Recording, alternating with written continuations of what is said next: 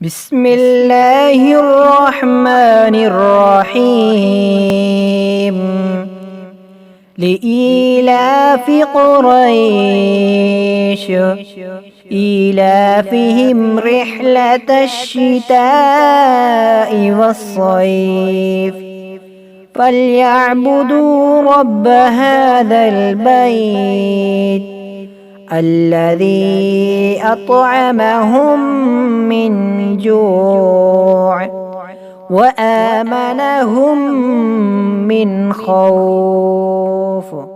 لإيلاف قريش إيلافهم رحلة الشتاء والصيف فليعبدوا رب هذا البيت الذي أطعمهم من جوع وآمنهم من خوف.